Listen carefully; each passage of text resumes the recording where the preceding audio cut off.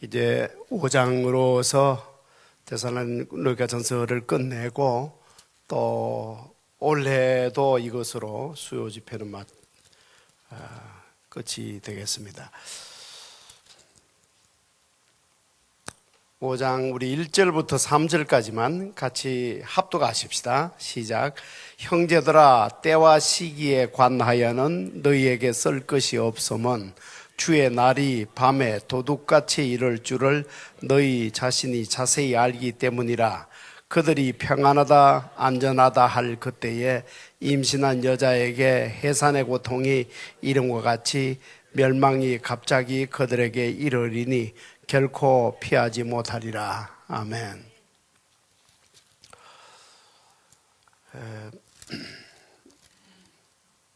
참 성경이 없었던 그 시절 겨우 편지를 이렇게 써보내면 오늘 5장도 보면 뒤에 가서 맨 마지막 절 바로 앞절에 보면 내가 주를 힘입어 너희를 명하노니 모든 형제에게 이 편지를 읽어주라. 이 당시에 교인들이 어떻게 신앙생활 했던가 했을까를 짐작하게 합니다. 사도가 이렇게 편지를 써보내면 그 편지를 다 따를 때까지 서로 돌아가면서 읽고 또 읽고 했던 그 시절에 신앙 생활했던 교인들의 모습이 상상이 됩니다. 이렇게 역시 신앙의 질은 숫자가 적고 귀하고 또 힘든 상황 속에서 서로가 함께 나누는 그것이 신앙의 본질인 것 같아요.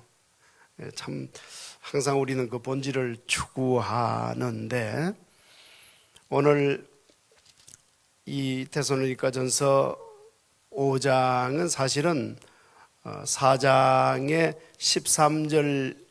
13절부터 말씀하는 주의 재림에 관한 연장선상에서 하는 말씀입니다.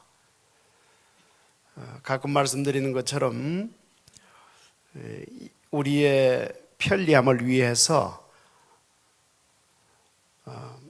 성경을 이렇게 장과 절을 나누기는 했지만 이런 경우는 4장 13절에서 5장 11절까지는 내리 읽는 게 좋습니다. 이게 쭉 연결해서 전부 재림에 관한 말씀이기 때문에 이 데살로니가전서가 우리 주님이 부활하시고 성천하신 지 불과 20여 년도 안 되었던 그때에 기록되었다는 것을 우리가 끝까지 기억하면서 이 데살로니가전서를 끝내는 것이 좋겠습니다. 불과 20년 전에 일어난 그 일 얼마나 실감이 났겠습니까? 그런 때에 사도 바울이 가서 전해준 복음 또 하나님의 말씀을 듣고 데살로니가 교회는 참 뜨겁게 신앙생활을 했습니다. 주님의 부활에 관해서는 어느 누구도 의심한 사람이 없었어요. 주님께서 부활하시고 성천하신 그 일은 더 이상 의심할 필요 없는 역사적인 하나의 이벤트요, 팩트였습니다. 근데 그 자체는 아무도 의심하는 사람이 없었고 주님이 부활하신 것처럼 우리도 부활한다는 이 벅찬 소망, 이것이 그들로 하여금 그렇게 소망의 공동체로 만들고 사랑의 공동체를 만들고 믿음의 공동체를 만들어서 뜨겁게 신앙생활을 했는데 그래서 곧 주님 오실 것 같은 그런 믿음 속에 살았지요. 그러는 가운데 한 사람 두 사람이 세상을 떠나는 것을 이제 당하게 됩니다. 자연사도 있었겠지만 그 중에는 박해 가운데 순교하는 한 사람도 있었을 거예요. 그런 가운데서 이제 여러 질문들이 나오게 된 것입니다. 우리 아버지는 어떻게 됩니까? 우리 어머니는요? 이런 말들이 나왔을 것이고 우리 거인은 어떻게 됩니까? 또는 내 사랑하는 자식은 어떻게 됩니까? 하는 그런 질문에 대한 답으로 지금 4장 13절부터 이제 5장 11절까지 그 질문에 대한 대답으로 쓴 것입니다. 주님이 재림하실 것이며 그때에 먼저 이 세상을 떠난 성도든 그때 살아 있는 성도들은 모두가 재림하시는 주님을 만난다는 말씀으로 위로해 주면서, 그래서 4장 18절이 그러므로 이러한 말로 서로 위로하라 했습니다. 그 연장선상에서 다시 1절을 보면 형제들아 때와 시기에 관하여는 너에게 설 것이 없으면 주의 날이 밤에 도둑같이 이룰 줄을 너희 자신이 자세히 알기 때문이라. 그들이 평안하다 안전하다 할 그때에 임신한 여자에게 해산의 고통이 이름과 같이 멸망이 갑자기 그들에게 이르리니 결코 피하지 못하리라. 형제들아 너희는 어둠에 있지 아니하며 그날이 도둑같이 너희에게 임하지 못하리니. 주님의 재림이 도둑같이 임한다는 말씀이 2절에도 있고 4절에도 있습니다. 2절에서는 그날이 도둑같이 임한다라고 하시고 4절에서는 반대로 그날이 밤에 도둑같이 임하지 아니한다 합니다. 도둑같이 임한다는 말씀은 물론 갑자기 임한다는 뜻입니다.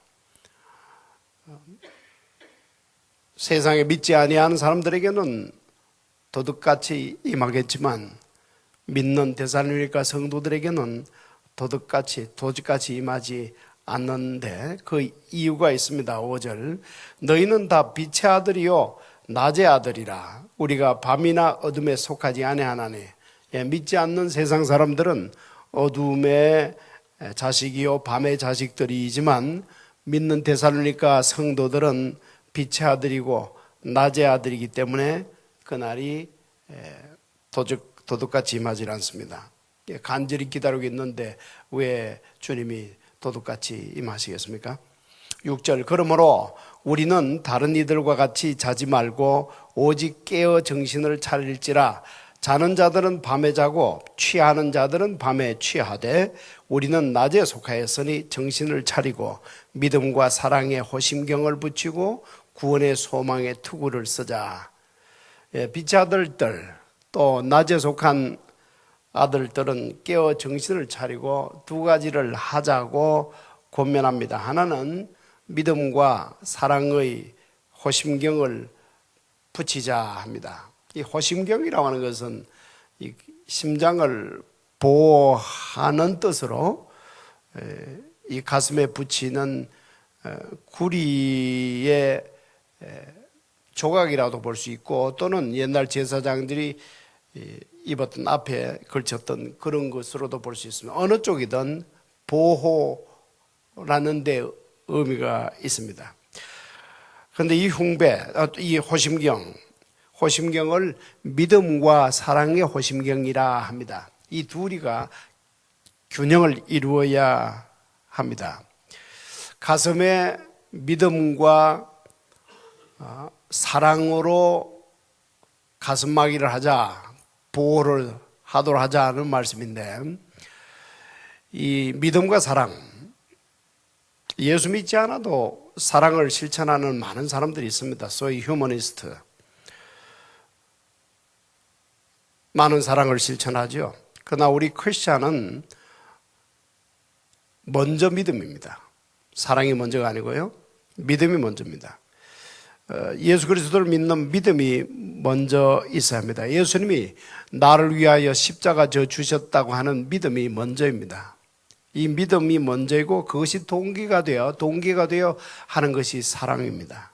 이 낮에 속한 사람, 빛의 아들들, 성도된 사람들은 반드시 믿음과 사랑의 두 균형 잡힌 두 가지가 가슴에 있어야 할 것을 먼저 말씀해 줍니다. 그 다음 두 번째는 구원의 소망의 투구를 쓰자 했습니다. 구원의 소망의 투구. 투구는 안전을 위해서 쓰는 헬멧입니다.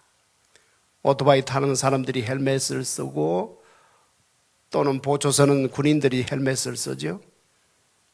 건축공사 현장에서 헬멧을 씁니다. 모두가 안전을 위해서 그렇게 쓰는 것인데 안전, 안전, 영원한 안전, 우리 믿는 사람들에게 영원한 안전은 구원의 확신입니다. 오늘 또는 내일, 오늘 밤에 나에게 어떤 일이 일어난다 할지라도 나는 구원은 받아놓고 있다 라고 하는 이 구원의 확신보다 우리를 더 안전하게 해주는 것은 없습니다. 8절에서 그 말씀을 했는데 9절 이하의 말씀도 8절의 말씀을 좀 더 확대해서 확장해서 연장해서 풀어주는 말씀입니다. 9절, 하나님이 우리를 세우심은 노하심에 이르게 하심이 아니요 오직 우리 주 예수 그리스도로 말미암아 구원을 받게 하심이라. 예수께서 우리를 위하여 죽으사 우리로 하여금 깨어있든지 자든지 자기와 함께 살게 하려 하셨느니라. 이 말씀 참 좋죠? 깨어있든지 자든지 자기와 함께 살게 하려 하셨느니라. 깨어있든지 자든지는 해석을 둘로 다 할 수 있습니다. 하나는 주님이 재림하실 때에 그때까지도 이 세상에 살아있는 성도든 아니면 먼저 이 세상을 떠난 성도든 이라고 해석을 해도 좋고, 또는 개인적으로 깨어있든지 자고 있든지 라고 해석을 해도 좋습니다. 저는 오히려 후자가 더 끌리는데, 우리가 실제로 그렇지 않습니까? 아무리 우리가 구원의 확신이 있고 해도 늘 깨어 주님을 기다리지는 못합니다. 사실 자는 시간이 더 많을지 모르죠. 늘 깨어 있지를 못하는데 미련스러운 타섯 처녀처럼 좋을 때가 더 많습니다. 그러나 그렇다고 하여도 이런 뜻입니다. 그렇다고 하여도 이 말씀은 주님께서 자기와 함께 살게 하셨느니라. 이 얼마나 은혜가 넘치는 말씀입니까? 이런 말씀이 참 좋습니다. 자기와 함께 살게 하셨느니라. 여러분, 이런 말씀이 우리들에게 있기 때문에, 성경이 이런 말씀을 우리들에게 보장하고 있기 때문에 우리가 죽은 후 어떻게 될까 불안해할 필요가 없는 것입니다. 우리가 죽은 후에 저기 우주의 어떤 미아처럼, 잃어버린 실종된 미아처럼 그렇게 영원히 방황하는 그런 신세가 되지 않을까, 이런 생각할 필요가 없는 거예요. 깨어있든지 자든지 우리를 주님 당신 곁에 있게 하고 싶은 것이 주님의 뜻이고 주님의 소원입니다. 여러분, 그래서 십자가까지 지신 거예요. 왜 사도 바울이 이 말씀을 하는가 하면, 아까 구원의 소망에 투구를 서자는 그 말씀을 말하자면 좀 더 풀어주기 위해서 이 말씀까지 한 겁니다. 믿음과 사랑에 호심경을 붙이자. 이렇게 한번 해보실래요? 가슴에 손을 한번 얹으시면서 믿음과 사랑에 호심경을 붙이자. 그리고 머리에는 구원의 소망의 헬멧, 구원의 소망의 투구를 쓰자. 근데 아무리 그래도 좀 실감이 안 날 것 같아요. 차라리 10절 말씀을 한 목소리를 한 번 더 합독하는 것이 더 낫겠습니다. 우리 다 같이 10절 한 번 더 합독하십시다. 예수께서 우리를 위하여 죽으사 우리로 하여금 깨어있든지 자든지 자기와 함께 살게 하려 하셨느니라. 아멘. 11절, 그러므로 피차 권면하고 서로 덕을 세우기를 너희가 하는 것 같이 하라. 이 데살로니가 교인들은 계속 이렇게 한 모양이에요. 너희가 하는 것 같이 하라. 계속 그렇게 하라는 것입니다. 피차 권면하고 서로 세우고 서로 덕을 세우도록. 이게 참 중요한 말씀입니다. 이것이 바로 우리 기독교인들입니다. 이렇게 거창하게 말할 수 있죠. 공동체, 우리 산에 어디 들어가서 돌을 닦는 종교가 아니고 함께 어울려서 하는 일이 바로 이거예요. 피차 권면하고 서로 덕을 세운다. 여러분이 속한 공동체, 그것이 무엇이든 그 공동체에서 만나는 시간에 10분째 1이라도 이렇게 하기로 한번 다짐해 보시기 바랍니다. 이것은 사실은 어려운 일이에요. 이렇게까지 할 수 있는 공동체가 되려면 교회면 안 될 것 같아요. 제가 아주 너무 극단적인 말을 하는지 몰라도 차라리 몇 사람이 모여서 어떤 공동체를 이루면 가능하겠는데 교회, 그러나 우리가 애초의 교회, 초기 시대의 교회, 데살로니게 교회, 사도 바울이 써준 편지를 돌아가면서 읽으며 주님의 재림을 학수고대하며 서로서로 권면하고 서로서로 덕을 세우고 서로서로의 공동체가 초대교회 공동체의 특징인데 지금은 이렇게 하기에는 교회가 너무 커져버린 것 같고 너무나 많은 이슈들, 너무나 많은 관심거리들 이렇게 확장되고 많아지고 커져버리는 바람에 그래서 이 시대의 교회는 참 힘들겠다 그런 생각이 들게 되는 것입니다. 그러다 그렇다 할지라도 본질은 이것입니다. 소그룹이 모입니다. 목장으로 모이든 말씀과 변화하든 뭐 어떤 몸이라도 소그룹이 모이면 바로 이것입니다. 거기에서 서로 권면하고 이런 말씀들로 서로 세우고 덕을 세우고 믿음을 세우고 서로 하는 이것이 교회의 본질이고 원형입니다. 그래서 오늘 원래 마지막 수요일 이 공부를 함에 있어서 오늘 이 말씀을 듣는 여러분이 속한 공동체, 소그룹 그것이 내년도에는 모이면 최소한 그 시간에 한 10분 1만이라도 이 정신, 이 원리, 이 교훈을 따라 해보자고 여러분이 한번 다짐해 보시길 바랍니다. 그러면 지금 속해 있는 공동체 소그룹보다 한 10배 이상은 성경이 말하는 그런 뜨거운 신앙 공동체가 될 수 있을 거예요. 꼭 명심해 보시길 바랍니다. 12절 형제들아 우리가 너희에게 구하노니 너희 가운데서 수고하고 주 안에서 너희를 다스리며 구원하는 자들을 너희가 알고 그들의 역사로 말미암아 사랑 안에서 가장 귀히 여기며 너희끼리 화목하라. 지금 이 말씀에서 그들에 대하여는 그렇게 하고 너희들끼리는 이렇게 하라는 두 가지 말씀이에요. 너희 가운데서 수고하고 주 안에서 너희를 다스리며 구원하는 자들, 이 사람들은 그 당시로 말하면 전부 장로들이에요. 사도 바울이 좋은 본을 보였습니다. 우리 사도행전에서 사도 바울이 가는 곳곳마다 어떻게 한 것을 우리 기억할 것입니다. 하나같이 말씀을 펴놓고 말씀을 들려주고 가르치고 또 말씀대로 행하려고 애썼던 사도 바울이 좋은 본을 보였어요. 그런 것을 다 보면서 지방마다 지역마다 장로들이 세움을 받았습니다. 그래서 그 장로들이 사도 바울이 떠난 후에도 에베소든 데살로니가든 어디든 하나같이 사도 바울이 한 것처럼 성경을 펴고, 그 당시는 구약이었습니다. 신약은 이제 이렇게 사도들이 써준 편지를 받게 되면 그것을 돌아가면서 읽고 했는데, 이렇게 하면서 말씀을 들려주고 가르치고 설교하고 그리고 그 말씀대로 행하는 모습을 보이고 했던 그런 모습들, 이런 분들이 전부 장로들이었는데 이 장로들을 가장 귀히 여기라. 가장 귀히 여기라. 왜냐하면 주님의 교회가 주님의 교회로 세움을 받을 수 있으려면 이 길 외에는 다른 길이 없었기 때문입니다. 무엇으로 주님의 교회를 이 땅에 견고하게 세울 수 있는 길이 없었어요. 사도 바울이 자신이 한 것 그대로, 장로들도 그대로 말씀을 펴놓고 가르치고 설교하고 그리고는 그 말씀대로 살려고 애를 쓰고 하는 그런 모습 이외에는 주님의 교회답게 세울 길이 없었어요. 아무런 문화적인 수단도 없었고요, 어떤 물질적인 풍요도 없었고, 그런데 그것이 바로 교회의 생명이요 본질이었단 말이죠. 그래서 그런 장로들에 대하여는 가장 귀히 여기라. 가장이라고 그랬어요. 제일 귀한 것입니다. 예.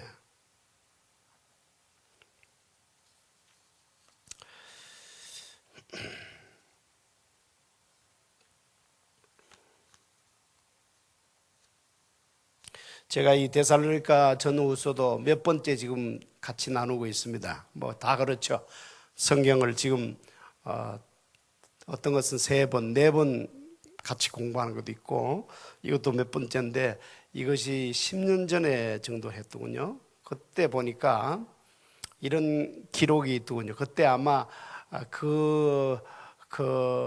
뭐예요? 10월 며칠 날 주님이 재림하신다고 해서 하얀 옷 입고 전부 산꼭대기에 올라가서 기다리고 했던 그때였던 것 같아요. 교회에서도 다들 하얀 옷 입고 기다리고 했는데, 그때 보니까 어느 방송국에서는 실제 생중계 방송한다고, 진짜 주님이 오시나 안 오시나 생중계 방송한다고 방송국에서 카메라맨이 출동해서 생중계 그걸 찍었더라고요. 근데 그 시간 돼서 안 왔단 말이죠. 그러니까 그 교회 성도가 성경을 땅에 내동댕이 치는 것을 그대로 찍어서 방송까지 했어요. 참 창피하죠. 그걸 그때 그렇게 기록을 제가 해놓은 걸 보았는데 참 창피합니다. 사람들이 TV를 보면서 교회 다니는 사람들은 저렇구나, 저게 바로 예수 믿는 사람들이구나, 그러지 않았겠어요? 이건 전적으로 목사의 잘못이에요. 성경을 성경대로 가르쳤다면 그런 안타까운 일들이 일어나질 않죠. 그냥 자신의 열정과 자신이 좋아하고 자신이 기울어지는 경향성을 따라서 성경을 가르치다 보니까 그쪽으로 그냥 너무 기울어져 버린 것입니다. 성경을 책을 하나 구했으면 그 내용 전체를 먹였다면 절대로 그런 일이 일어나질 않습니다. 이런 일이 일어나지 않도록 사도 바울의 말씀이 다시 가슴에 새겨져야 할 것입니다. 이런 장로들, 이런 교회 지도자들을 가장 귀히 여기라. 그 다음 너희들끼리는 서로 화목하라. 우리가 항상 잊지 말아야 할 것이, 교회는 주목하는 눈들이 많습니다. 적어도 우리는 교회의 한 일원이 된 우리는 교회가 위로는 주님께, 옆으로는 세상을 향하여 항상 보여주고 있다는 것을 잊으면 안 됩니다. 교회가 화목하라. 교회에 다니는 성도들이 참 화목한 모습, 하나가 된 모습을 세상은 늘 보고 싶어하고, 만약에 그런 모습이 안 될 때 온갖 가십이, 온갖 더러운 말들이 매스컴을 타죠. 그 다음에 주님을 향해서는 교회의 머리가 주님이신 것을 입으로만이 아니고 우리 가슴으로부터 우러나오는 고백이 될 수 있어야 합니다. 과연 교회의 머리는 주님이시요 교회의 주인은 예수 그리스도 당신이십니다 하는 고백이 하나를 향해서는 계속 증거되어야 되고 고백이 이루어져야 합니다. 교인들이 서로 화목할 수 있는 근거는 예수 그리스도를 통해서 죄인된 인간들이 하나님과 화해했기 때문입니다. 하나님과의 화목이 이루어졌기 때문입니다. 원래는 죄인된 인간들이 등 돌리고 살았는데, 하나님과 원수되어 살았는데, 예수님께서 대신 화목 제물이 되어주신 덕분으로 이제는 하나님도 얼굴을 돌리시고 죄인된 인간들도 하나님을 향하여 아버지라 부르게 되고, 비로소 화해하는 화목된 화목, 진정한 화목이 이루어졌습니다. 이것이 바로 우리 교인들끼리도 서로 화목하게 될 수 있는, 화목을 누릴 수 있는 근거가 되는 것이고 비결이 되고 또는 이유가 됩니다. 그런 화목을 하도록 너희들끼리는 서로 화목하라 하고 지금 권면하고 있습니다. 14절, 또 형제들아 너희를 권면하노니 게으른 자들을 권계하며 마음이 약한 자들을 격려하고 힘이 없는 자들을 붙들어주며 모든 사람에게 오래 참으라. 네 가지 말씀인데요. 부류는 세 부류의 사람들입니다. 게으른 자들이 있습니다. 그들을 향해서는 꾸짖으라 합니다. 마음이 약한 자들은 격려하라 합니다. 힘이 없는 자들은 붙들어주라 합니다. 그리고는 이 세 부류의 모든 사람들에 대하여는 오래 참으라 합니다. 아마 이 네 번째 오래 참으라는 말씀이 제일 어렵겠죠. 사도 바울은 오래 참을 수가 있었을 것 같습니다. 스데반을 돌로 쳐 죽이고 그것도 부족하여 예수 믿는 자들을 잡아오기 위해서 다메섹으로 달려갔던 사도 바울, 그때까지 주님이 자신에 대하여 참아주셨다는 것을 몸으로 깨달았기 때문에 이 참는 문제에 있어서는 어느 누구보다도 사도 바울이 본을 보였을 거예요. 그러니까 오래 참으라는 이 말씀은 결국은 얼마나 주님이 나에 대하여 오래 참으셨는가를 깨달은 사람만이, 또는 깨달은 분량만큼 비례해서 참을 수가 있을 것입니다. 여러분들이 예수 믿게 되신 것이 몇 살 때였죠? 그때까지 참아주신 거예요.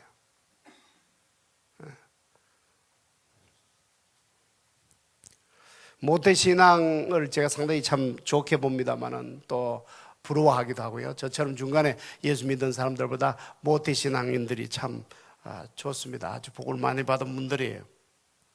그렇지만 또 다른 면도 있죠. 모태신앙인데도 신앙이 지금 그 모양이에요. 지금 주님이 많이 참아주고 계십니다. 이쪽이든 저쪽이든 주님은 참아주셨고 지금도 참아주시는 거예요. 이것이 깨달아지는 분량에 비례해서, 그 분량에 비례해서 오래 참을 수가 있을 것입니다. 15절, 삼가 누가 누구에게든지 악으로 악을 갚지 말게 하고 서로 대하든지 모든 사람을 대하든지 항상 선을 따르라. 이 사도 바울에 관한 그 영화를 제가 얼마 전에 설교에도 잠깐 언급을 했습니다마는 그 장면에 이런 장면이 나옵니다.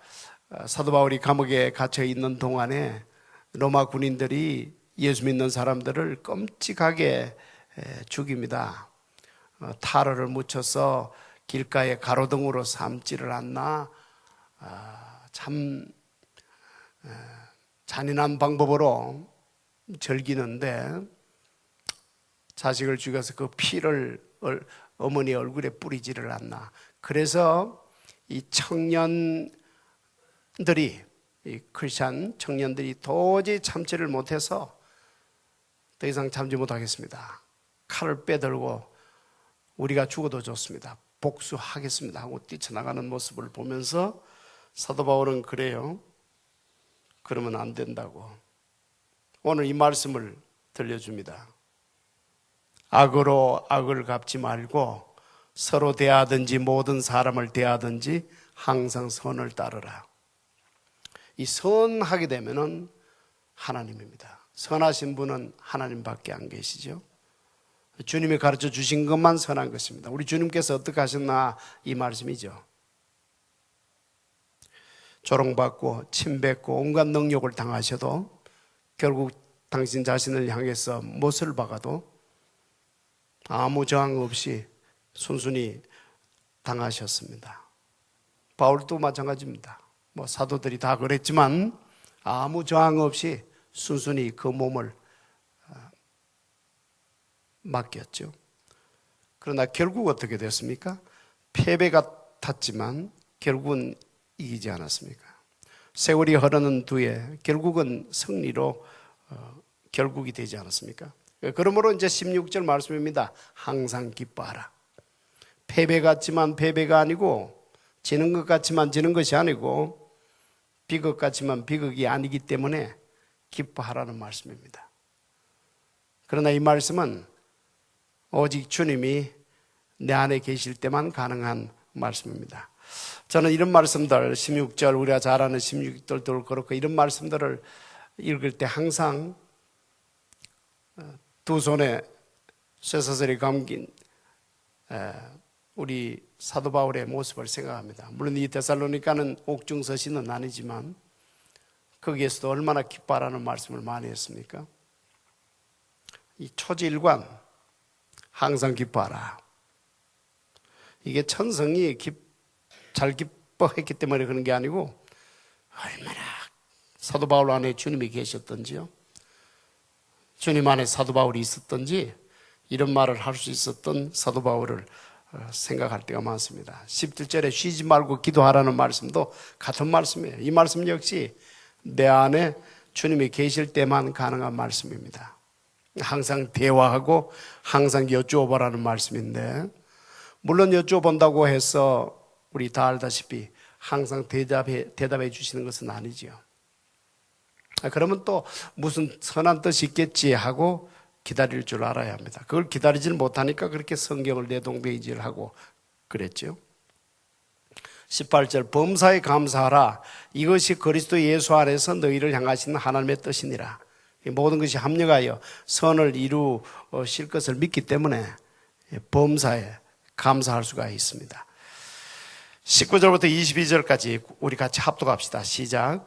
성령을 소멸하지 말며 예언을 멸시하지 말고 범사에 헤아려 좋은 것을 취하고 악은 어떤 모양이라도 버리라. 참 사도께서 이런 말씀을 쓰셨을 때 철자 한자, 글자 한자도 얼마나 힘있게 또박또박 섞였나 상상하면서 이 말씀 단어 하나하나를 묵상할 필요가 있습니다. 성령을 소멸하지 말라. 소멸한다는 말은 물론 문자 그대로 하면 불이 꺼지지 않도록 하라는 말씀이죠. 소멸. 성전의 등불이 꺼지지 않도록 하기 위해서 제사장이 얼마나 애를 썼습니까? 매일 아침 저녁으로 등불을 점검을 했습니다. 항상 성령의 불이, 기름이 꺼지지 아니하도록. 성령을 소멸하지 말라. 어떻게 할 때 성령이 소멸될까요? 물론 죄를 지으면 성령이 소멸될 것입니다. 또 우리들이 만든 어떤 전통이나 제도에 집착하게 될 때, 너무 집착하게 될 때 또 성령이 소멸될 것입니다. 아무튼 성령께서 일하실 수 있는 것을 자꾸만 제약을 가하고 어떤 한계를 그어버리고 하는 이런 것들이 모두 성령을 소멸시키는 일이 됩니다. 자기 주장이 너무 세도 물론 성령이 소멸할 것입니다. 자기 힘으로 봉사하는 것도 성령을 소멸시키는 일입니다. 참 많을 겁니다. 힘으로 능으로 되지 아니하고 오직 나의 신으로 성령으로 되느니라 하는 말씀 우리가 다 잘 알고 있는데 참 1년을 뒤돌아보면 과연 내가 한 봉사 가운데 내가 한 어떤 주의 일 가운데 성령의 능력으로 한 것은 몇 %였을까? 참 두려운 마음으로 저나 여러분이나 한 번은 뒤돌아볼 필요가 있겠습니다. 21절 범사에 헤아려 좋은 것을 취하라. 이 범사에 참 무슨 일이든지라는 말씀이죠. 무슨 일이든지 헤아리라는 것입니다. 주님이라면 이 경우 어떻게 하실까 생각해보라는 뜻이겠죠. 그래서 좋은 쪽을 택하라. 좋은 것, 나쁜 것 할 때 좋은 것은 항상 하나님께 속한 것입니다. 어느 쪽으로 기울어지느냐? 하나님 쪽으로 기울어지는 것이 좋은 것입니다. 22절 악은 어떤 모양이라도 버리라. 어떤 모양이라도 악 그 자체는 말할 것도 없고 악 같다는 느낌이 들어도 버리라는 뜻입니다. 어떤 모양이라도. 어떤 미국 목사님이 이렇게 이 구절을 놓고 덧붙였더군요. 이것은 나에게 좋은 일일까 안 좋은 일일까? 이것은 나에게 좋은 것일까 안 좋은 것일까라고 질문이 생기면 그건 무조건 안 좋은 거라는 거예요. 왜 그런가 하면 좋은 것은 다 안다는 거예요. 하나님이 주신 좋은 것은 다 안다는 것입니다. 성도라면 다 안다 그렇게 말해요. 몰라서 불순종하는 게 아니고 알면서도 안 하려고 하기 때문에 불순종한다고 말하더군요. 그렇습니다. 그런데 좋은 것일까 안 좋은 것일까라고 하는 질문이 생긴다는 자체가 가끔은 안 좋은 쪽을 택해서 편하게 살고 싶어 안 좋은 쪽을 택하고 싶은 타락한 심성의 어떤 경향성을 말하는 것이니까 그거는 뭐 거의 100% 안 좋은 것이라는 것입니다. 악은 모양이라도 버리라. 왜냐하면 성령을 소멸하지 말씀은 이어서 이 말씀이 나왔기 때문입니다. 성령과 악 이걸 대비하다 보니 그 모양이라도 그 내용은 말할 것도 없고 이렇게 그 성결을 거룩을 강조하고 있습니다. 이것으로 성도의 참모습을 이 세상을 향하여 보이자는 것이죠. 데살로니가 성도들을 향해서 우리 주 예수께서 우리를 위하여 십자가 지셨으니 우리는 세상과는 다르게 살자. 우리는 거룩을, 성결을 추구하자. 그런 말씀입니다. 23절, 평강의 하나님이 친히 너희를 온전히 거룩하게 하시고 또 너희의 온 영과 혼과 몸이 우리 주 예수 그리스도께서 강림하실 때에 흠없게 보존되기를 원하노라. 영과 혼과 육, 우리 주님께서 그 보배로운 피를 흘리신 것이 우리의 영만을 구속하기 위한 것이 아니고, 영만을 값주고 사신 것이 아니고 혼과 육까지도 값주고 사셨습니다.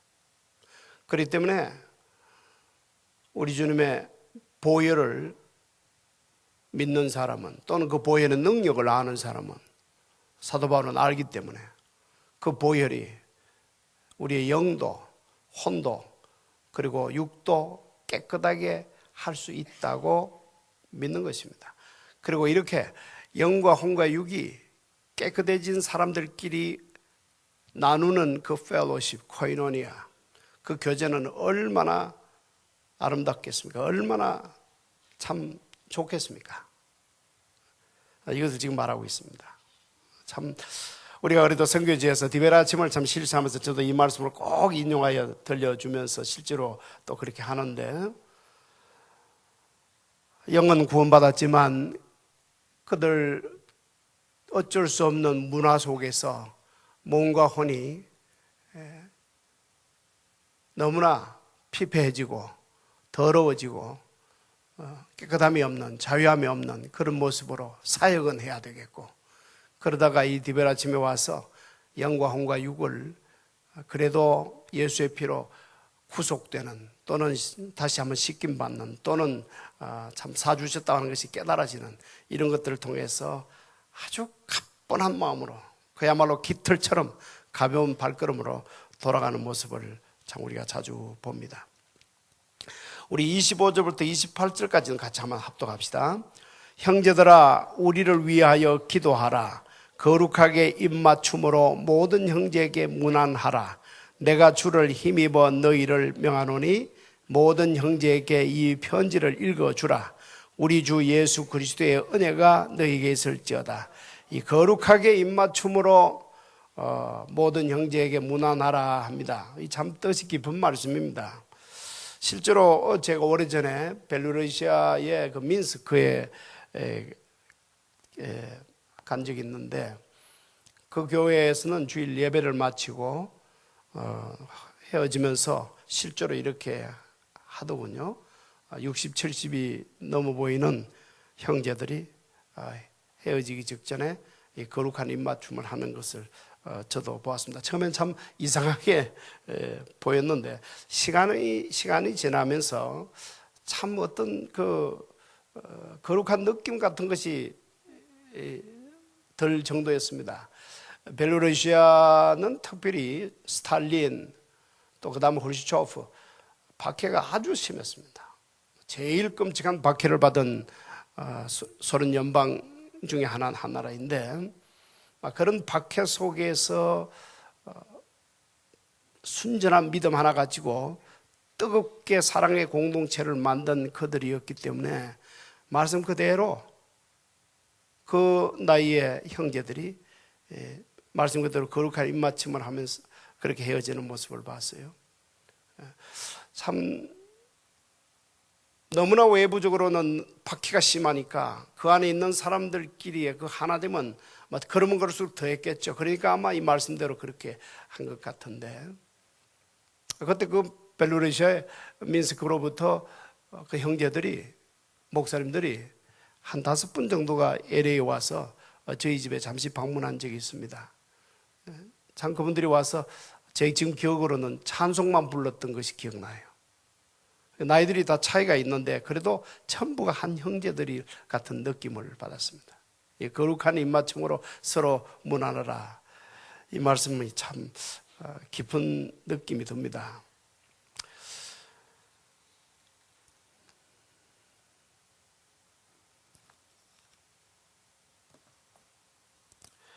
예, 그리고는 이제 내가 쓰는 이 편지를